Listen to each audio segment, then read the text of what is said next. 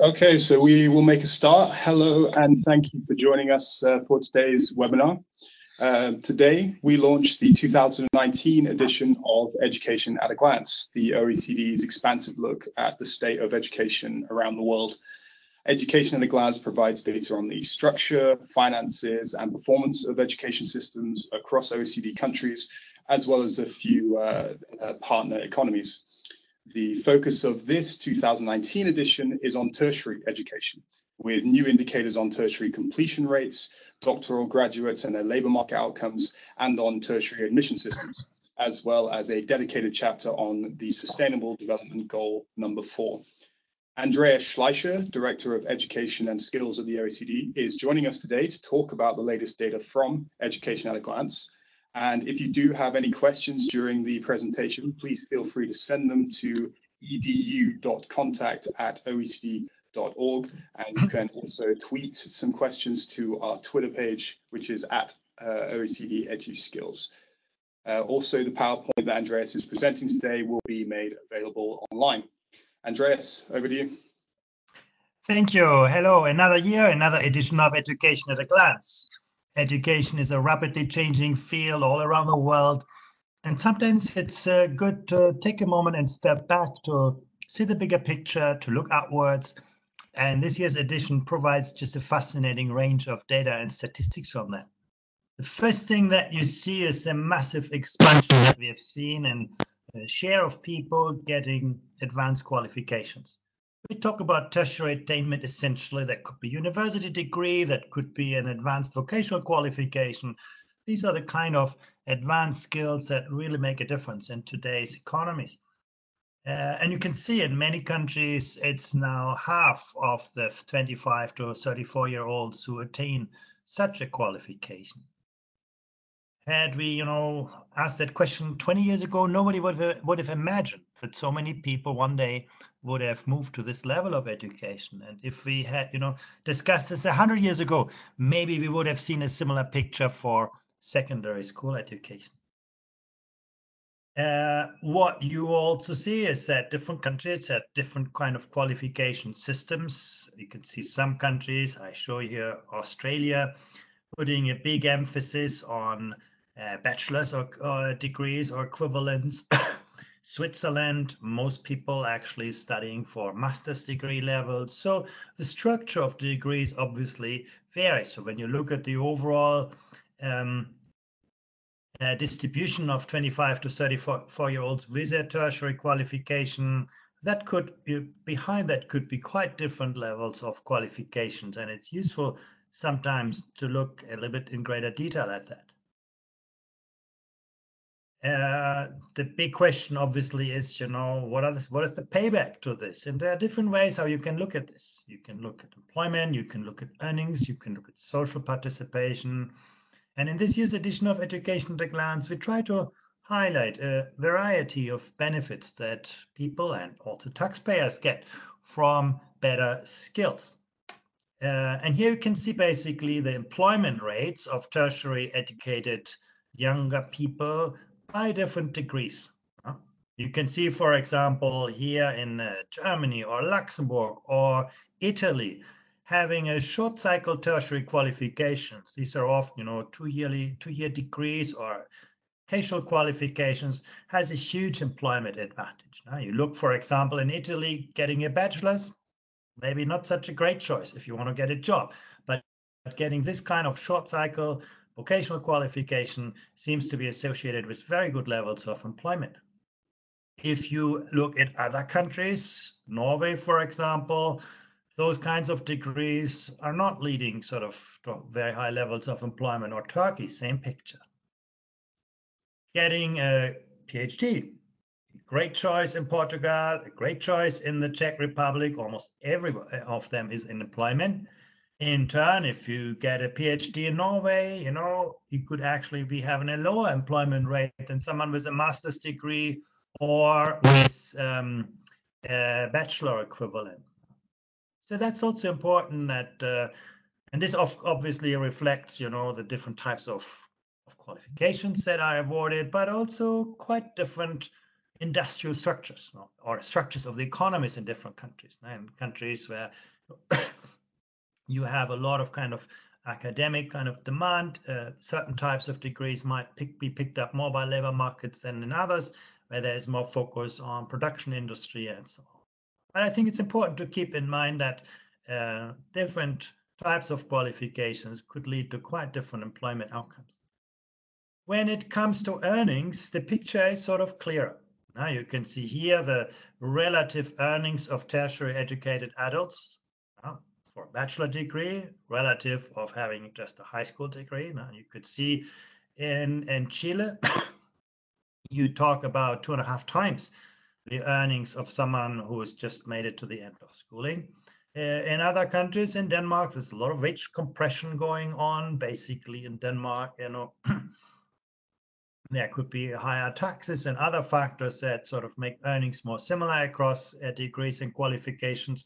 So don't necessarily interpret this as an indicator of the quality of universities or degrees. There are different demand and supply factors playing into this, but it's quite important that virtually a bachelor doubles your income.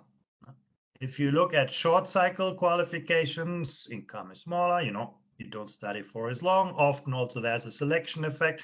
In some countries, vocational programs are not as popular among talented people, but in other countries they are. So those things are reflected here. And then when you get to master's level, that's where the real payoff comes from.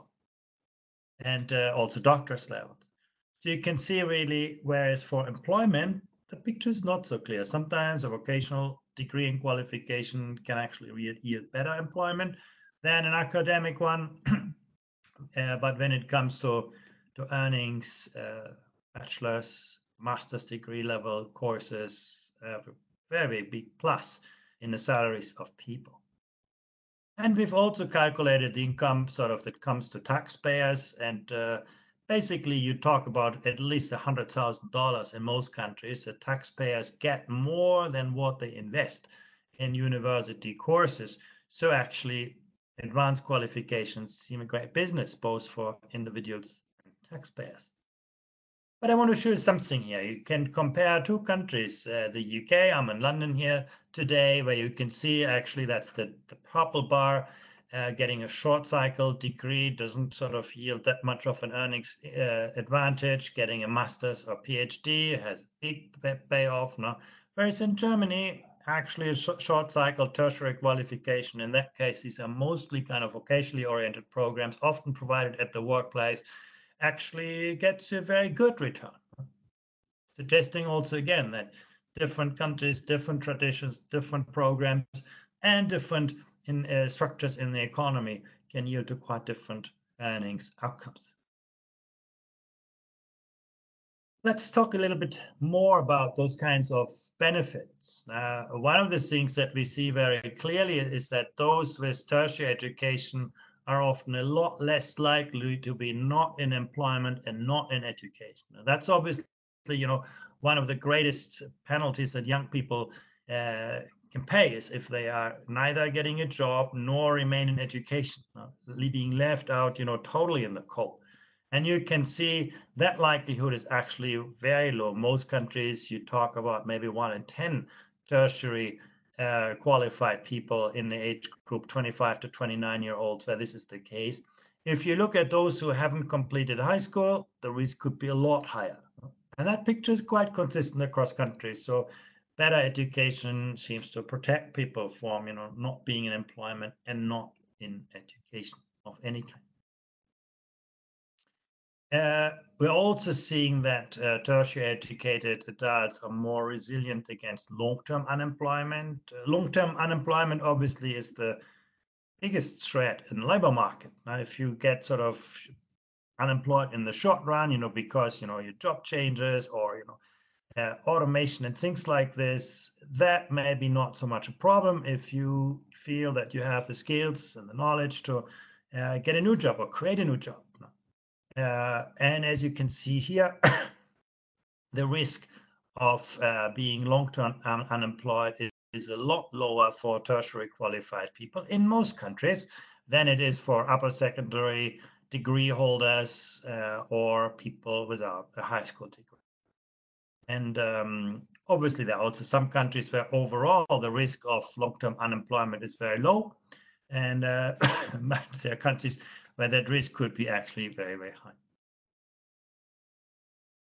We also see that the relative earnings of tertiary educated adults increase with professional experience. At least we can see that older workers with a tertiary degree have significantly, in many countries, significantly higher earnings advantages than younger workers. And one factor contributing this is professional experience.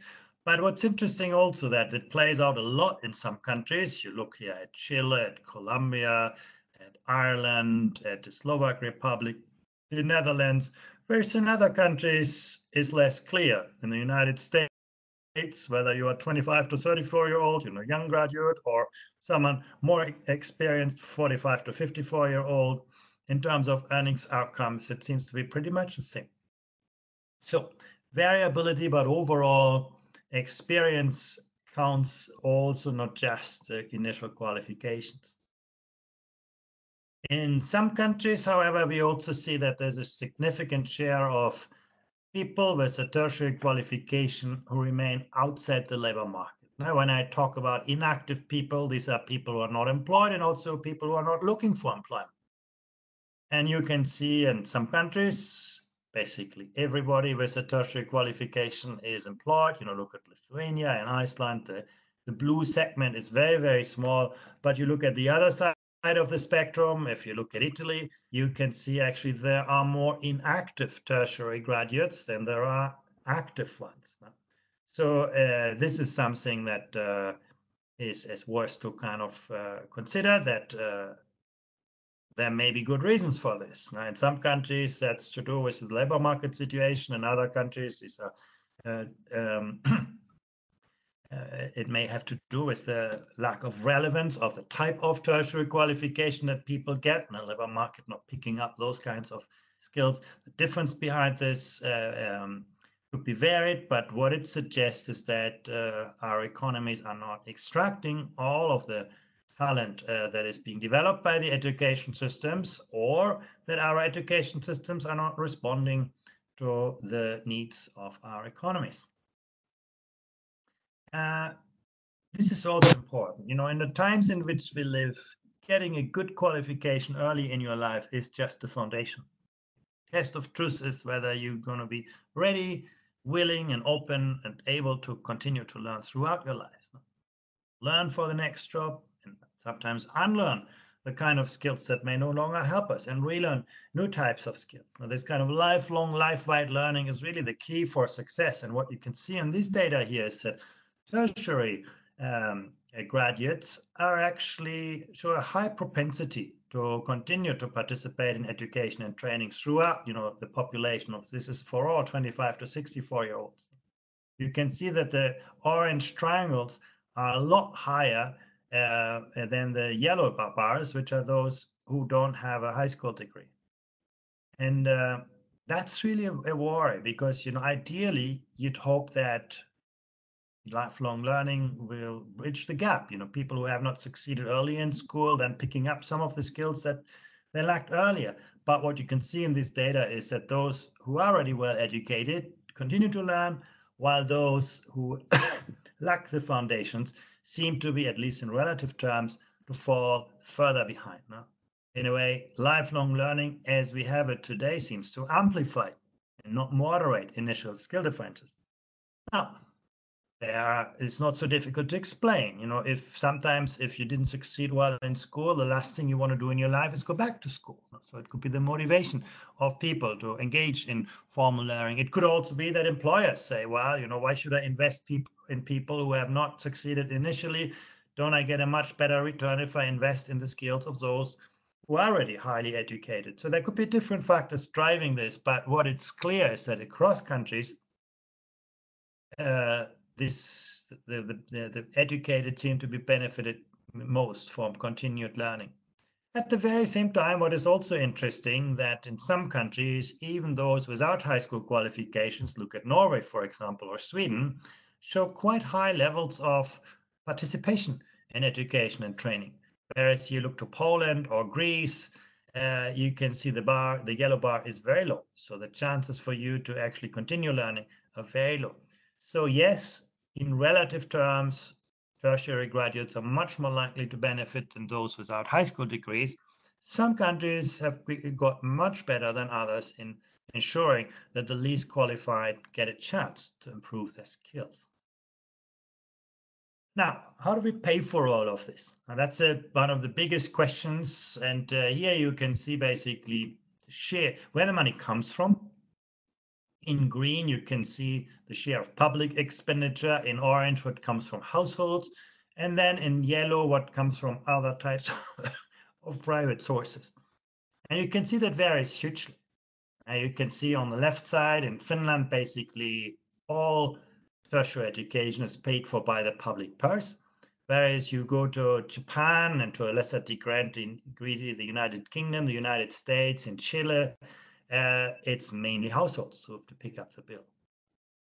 And then the question comes, if you have a sort of strong burden on households, how does government ensure that the best places go to the best and brightest students and not to the wealthiest?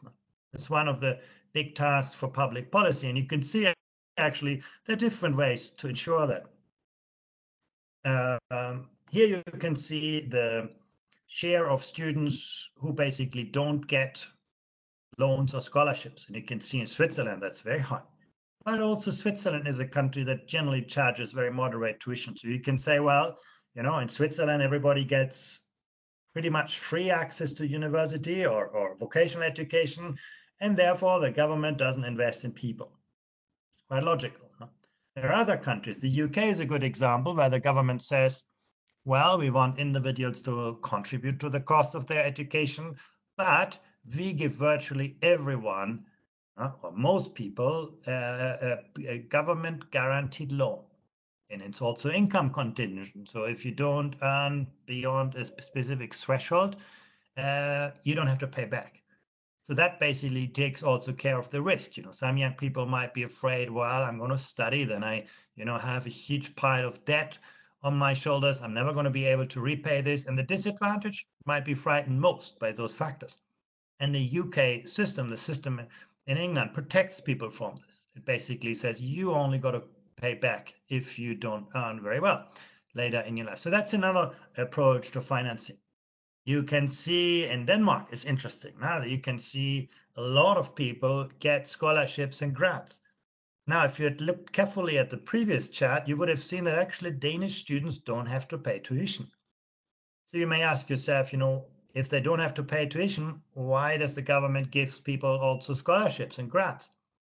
And the answer is, they want to also subsidize the student living costs. In fact, Denmark does whatever it can to get more people into better education. It looks expensive, but as I mentioned earlier, the fiscal returns are still very strong in Denmark. So the government actually makes a lot of profit out of getting more people into higher education. Giving people loans is not a loss, but in the long run, it's a plus for a government. There are other countries that use, combinations of government guaranteed loans and scholarships. I've marked it here in orange. Sweden is a good example, and so on. And so there are different ways of ensuring that access to higher education is fair. Now, there are also countries where many students struggle. Chile is a good example. If you look, Chile has very high levels of tuition fees. That's a small number in bracket. And you can see basically after the US and the UK, Chile comes third in terms of very high levels of tuition.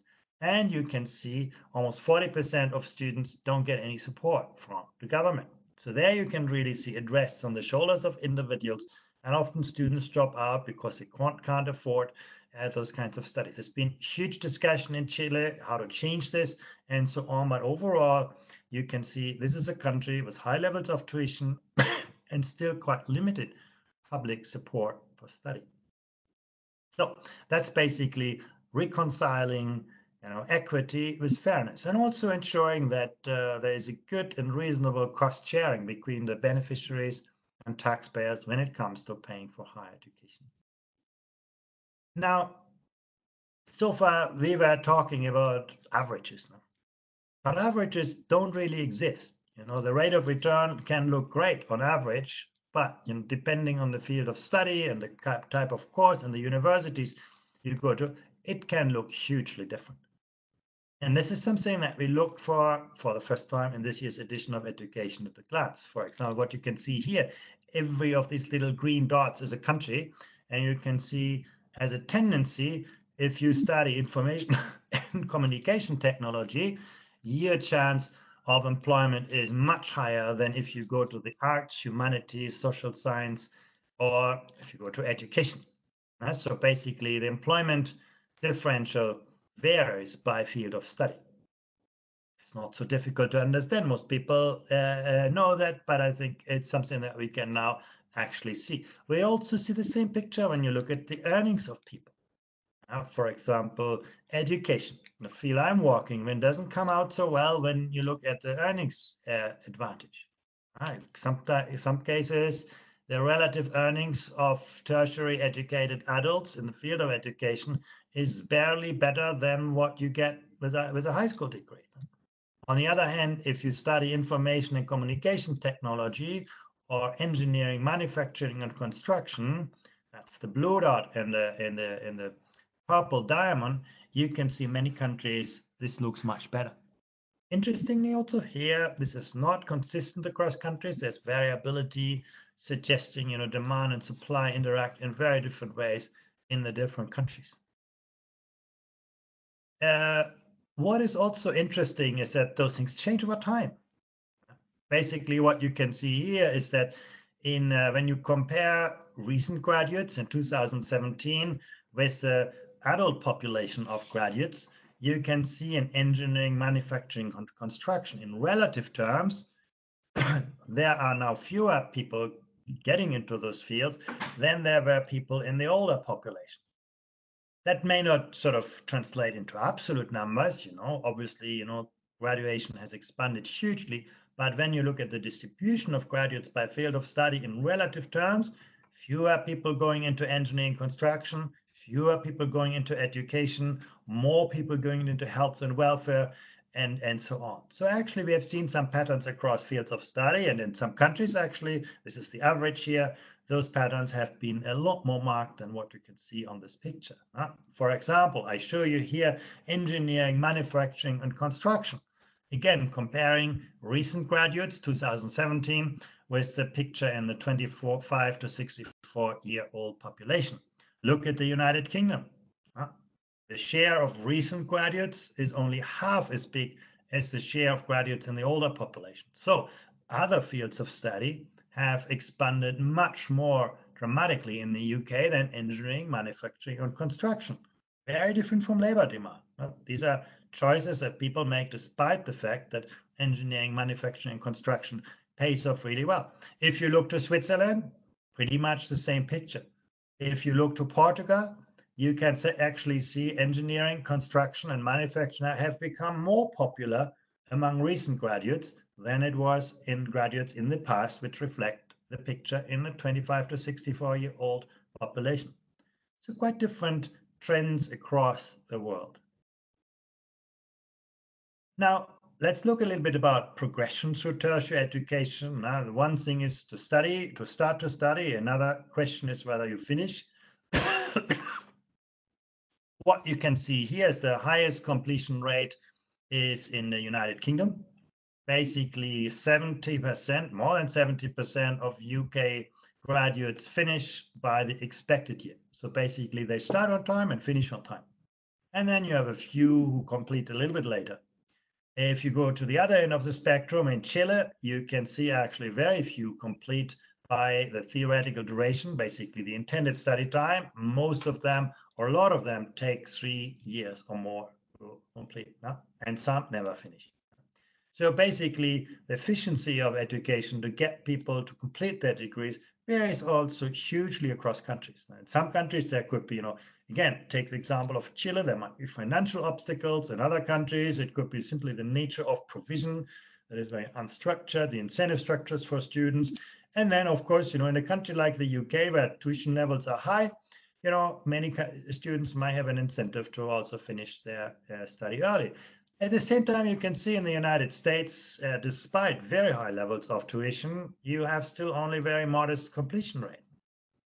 Now, obviously, completion is good because you finish your studies, you get your degree. In some countries, however, even partial completion may get you a good job. There are many dropouts who become very successful in the labor market. So it's not, I don't want to say that, partial completion is nothing. It could be something, but it may not reflect always badly on the skills that people have attained, but it reflects on the efficiency of the education systems to get people to complete what they intended or to set out to study. Let's have a brief look at internationalization. What you can see here is that there's a rising, actually quite rapidly rising share of students who go out to study abroad. We can see that in the OECD. We can see that also in countries that don't belong to the OECD. And when you look at the relative share of students, you can see, for example, New Zealand, that was already very attractive for international students in 2010 and has seen also a dramatic increase in the intake of international students, basically now having about 1 in 5 students who comes from another country.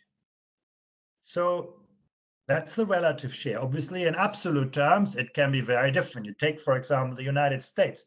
It's not such an attractive place to study. Now, when you look at the relative share of international studies going to the United States, it's marginally grown, but not very much, and it's actually quite modest. But the United States is a very large country. So overall, it's still the #1 destination. The UK is very good in relative terms, a very attractive place to study, and also a fairly large country, comes out #2. So you need to look at both factors. Now, being a large country, you just need few graduates to have, large numbers. But you can see here towards the left, these are the really attractive places to study, and then the size of the country signals whether this translates into large and small numbers. In this chart, we have disaggregated this by level of tertiary education. You can see that most people go to study for master's or PhD rather than to get a bachelor's abroad. And that makes a lot of sense because, studying abroad is expensive, and probably when you have a good foundation, you add most value by pursuing a master's or PhD abroad. And that's exactly what you can see in most countries. Now, the yellow triangles, doctors or equivalents being much at higher levels. There's a lot more internationalization happening for PhDs, and then to some extent masters than you can see in bachelor's or equivalents. Let's have a look at money once more. Basically, you can see the total expenditure on tertiary institutions in some countries has increased a lot. You look at Israel here, you look at Chile, you look at Australia, and then you look at the number of students, of course. You can see, for example, Australia, the number of students increased faster than spending. In Israel, spending increased faster than students. And when you add it all up, you can see actually the change in expenditure per student since 2010. And you can see in Estonia, in the Slovak Republic, Iceland, Israel, Norway, and so on, things look good. There's now more money available per student, whereas in Mexico, Spain, Germany, Australia, Finland, things got worse since 2010. So less money is being spent per student. Where does the money go? Now, that's also quite interesting. You look at, for example, on the left side, Luxembourg, United States, Sweden, United Kingdom. These are sort of the high spenders. But actually in Sweden, a lot of that money goes to research and development. So, for example, you compare Sweden and the United Kingdom. Sweden spends more per tertiary education students. But when you look actually what ends up in education, core educational spending, you can see that in the UK, there's a lot more money being invested in the education of a student than in the case of Sweden.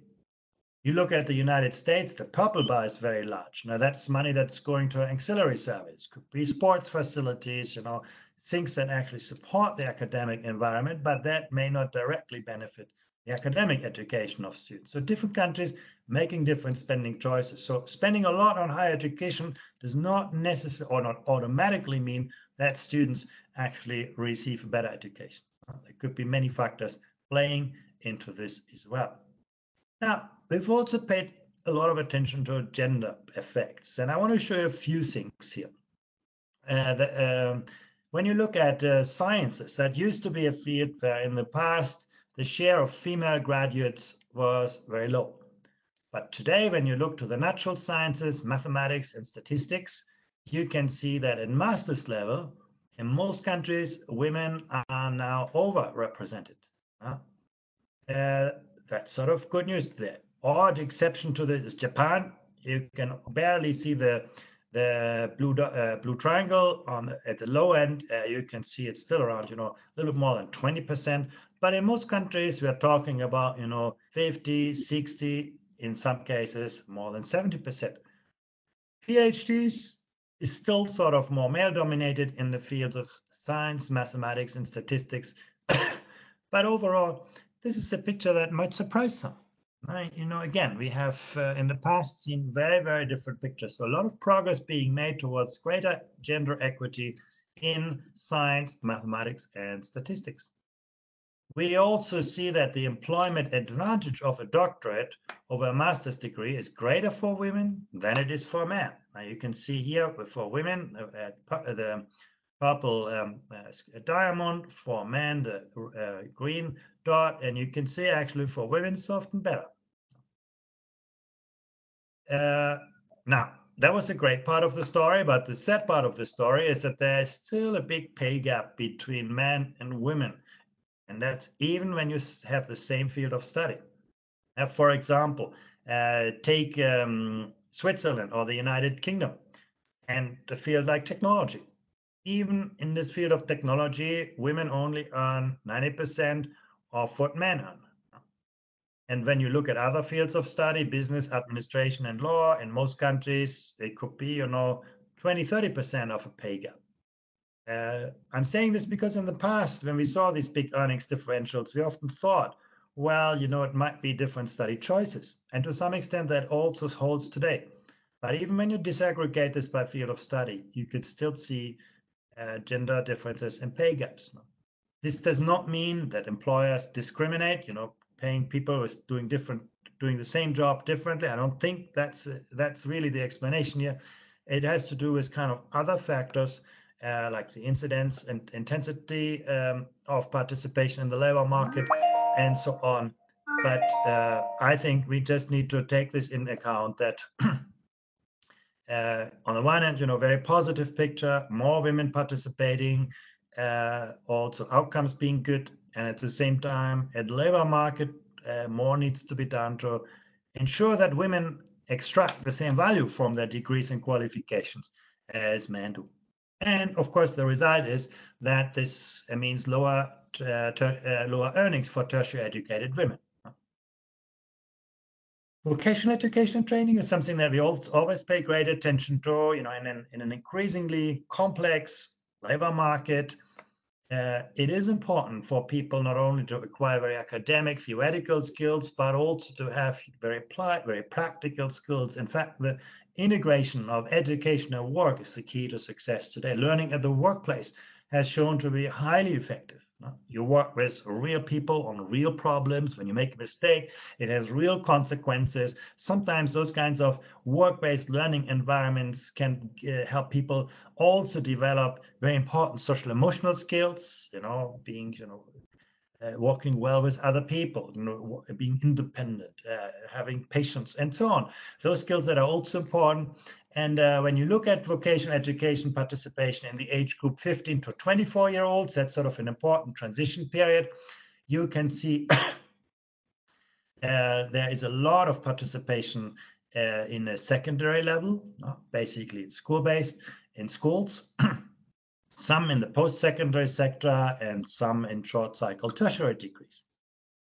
What you can also see that engineering, manufacturing, and construction in many countries are a big chunk of this now. And then, of course, comes the business sector, administration and law, and health and welfare. If you go to Estonia, most vocational education at the upper secondary level is about engineering, manufacturing, construction. If you go to the UK, it's just a tiny share of this. So also that varies by the qualification structure in different countries. What you also see is that in some countries, people don't only get a vocational qualification up front, but they return to vocational education to improve their skills. When you look at the age distribution on the vertical axis, you see the age of people.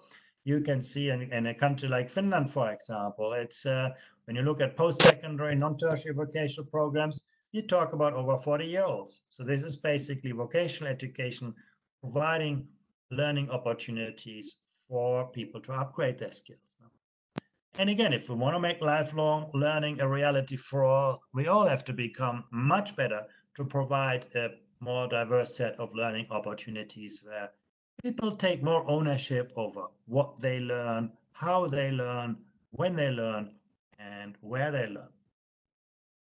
Turning to the early years, we've seen a lot of growth in participation of 3 to 5-year-olds in early childhood education and care. You look at the blue dot, that's 2017, the latest figures that we have. When you look at the green bar, that's 2005, and you can see in some countries, look at Poland, look at Chile, huge growth in the share of people now having access to early childhood education and care. Pretty much in many countries, you now talk about 9 out of 10 children being enrolled at that age level. Not very different from a decade ago. When you look at children under the age of 3, the picture looks still very different.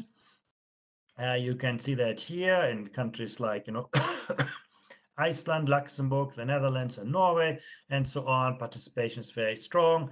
In Turkey, Mexico, and Costa Rica, only very few very young children participate in early childhood education and care.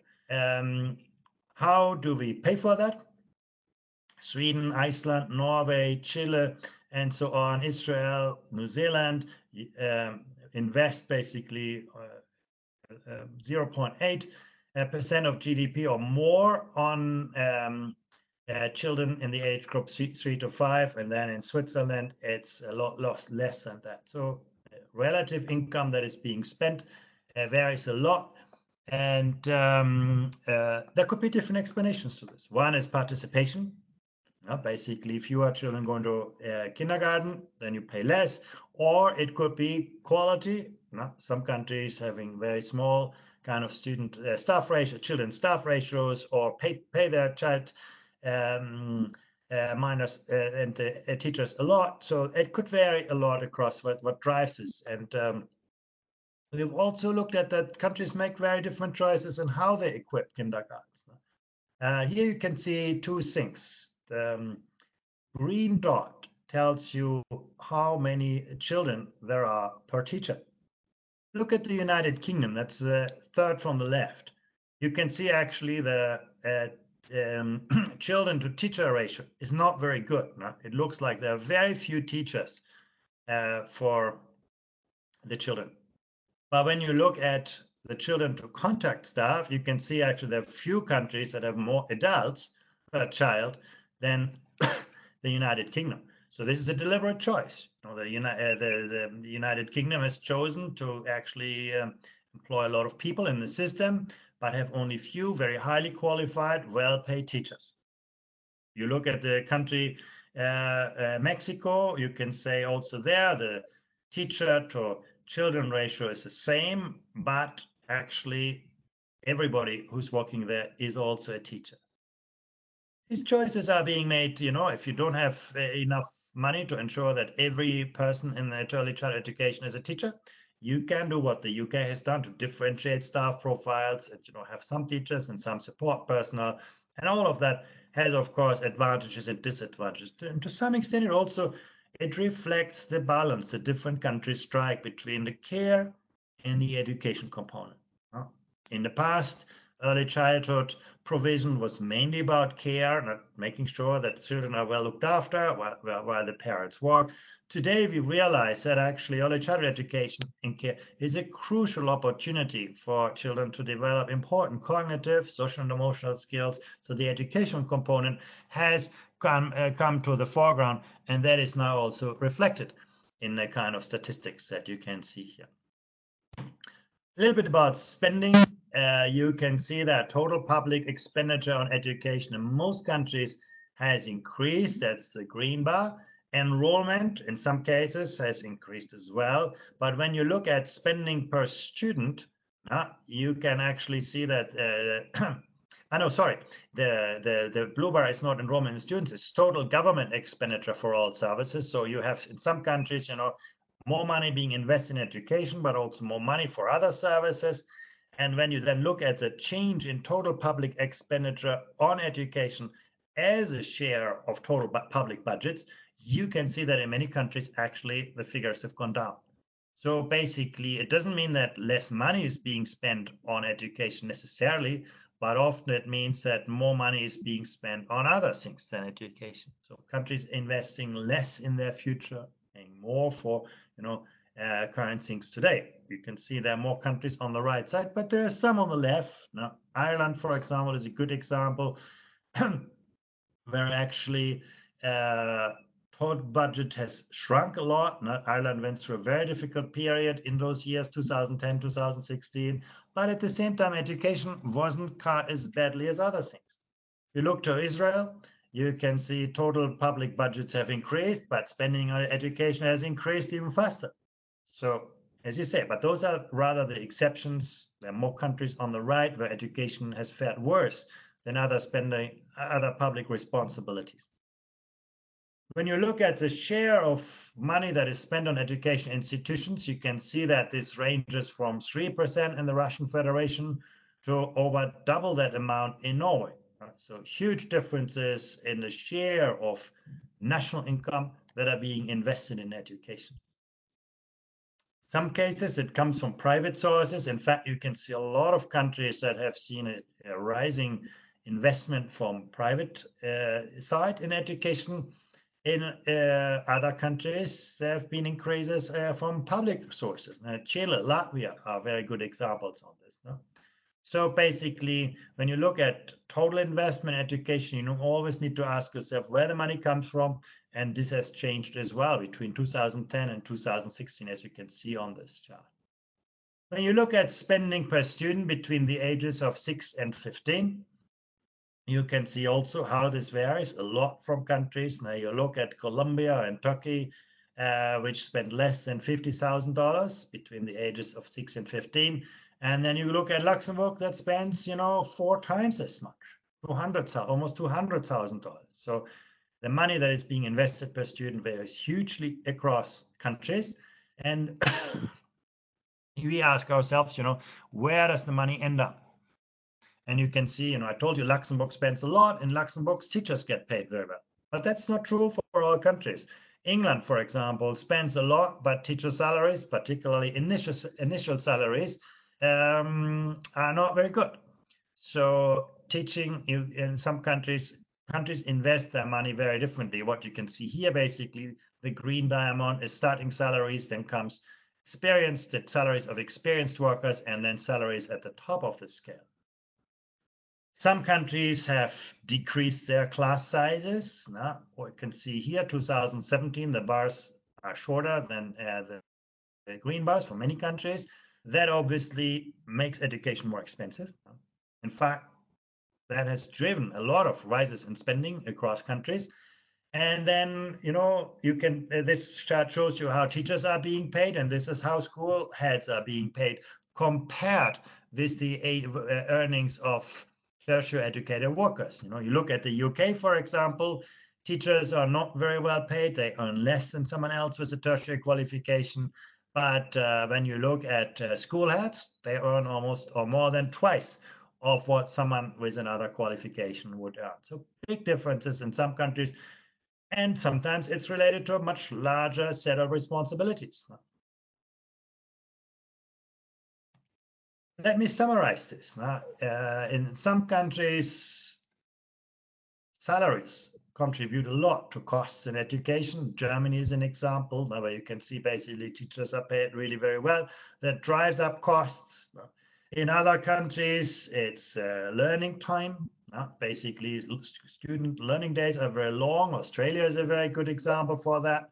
Then you have countries like Poland, where you can say costs are driven by teachers not spending very much time in the classroom to teach. That's a cost factor. Or you have countries like Austria, where education becomes very expensive because classes are very small. So you can see there are different factors across different countries that contribute to the costs. Compare, for example, Japan and Greece. Both spend sort of a relatively similar share of the national income on instruction. But in Japan, teachers are paid relatively well. Then a little bit is contributed by teachers not teaching so many hours. But the country saves money because it has relatively large classes. If you look to Greece, for example, you can see the costs are driven up by very small classes. The costs are also driven up by teachers not teaching a lot. And then, because Greece can't invent money, the price for this is that salaries are very low, and also that student learning days are very small.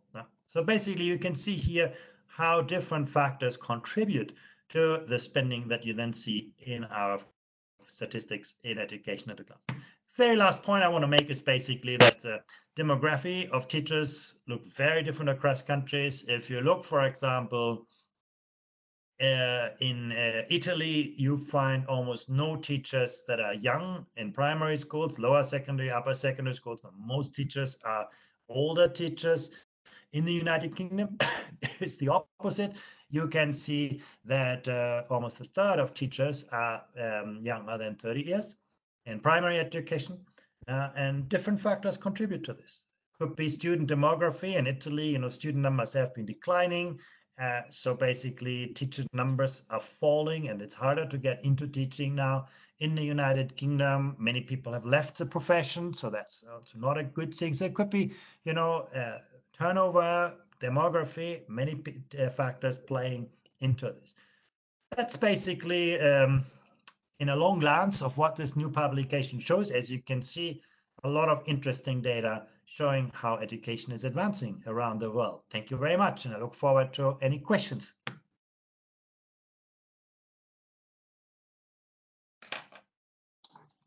Thank you, Andreas. We've actually had a number of questions, so I don't think we'll have time to go through all of them, but let's start to get into them now. Someone has pointed out that there are massive numbers of unemployed and vulnerably employed people in certain countries, and asks whether short cycle courses could be helpful in these instances to improve that situation. Yeah, of course, short cycle courses, as you can see, in some countries have very strong employment outcomes. They need to be of high quality, of course. They shouldn't be the last resort for people who don't make it to universities. They should be a first choice for people who actually want quick access to the labor market often. I think high quality work-based learning can be a great way for young people to get a good start and to address the skill gaps that exist in the labor market. Another question has come in about earnings. So in terms of earning, young graduates still earn less than older graduates. Does this mean that there is a reduced earning premium on tertiary education, or that lifelong learning is what is linked to an increased earning potential? Yeah, I would argue, it's very hard to discern from those figures. It could be both, but I would argue that, experience counts. Experience through learning at the workplace, experience through the accumulation of additional knowledge. So what is clear is that labor markets, to the extent that this is not a cohort effect, that labor markets do reward experience in addition to the formal education that people have when they start their job. Another question here about employment rate data. So in the educational level versus employment rate data, what happens to the data points for people that are educated in one country but then employed in another one? Actually, when we look, it's a good point. When we look at employment, we collect that in the country in which people are. We ask them about their education, and we know about their employment. So basically, this is the picture of the country in which people work. But obviously, they could have obtained their education in another country. At one point, we talked about inactive education populations. What can countries do to decrease the ratio of inactive graduates to active ones? Yeah, I do think that's a very important policy objective because, of course, inactivity is getting people further and further away from work. On the supply side, ensuring that people have the right skills, ensuring that there is sort of active policies to get people in training, in participation in some form, but also on the demand side, providing flexible labor markets that allow both individuals and employers to test out whether things work, and giving people internships. There could be a lot of ways in which the labor market facilitates the access of people that are out of the labor force to take part. In some countries also it's a gender factor. You look to countries like Japan, where actually employment for men is very good at all levels of education, but for women, even among tertiary qualified people, a lot of people have a hard time getting to the labor market because it's very different to reconcile often family and employment responsibility. So I think there's a lot that you can do both on the supply side, getting people the right skills, but also on the demand side, ensuring that the labor market is picking up the talent that is available. Okay, I'm just looking through the questions. How can a country address the fact that highly educated people in their country may move to another country? So that's known as brain drain. How can countries deal with that?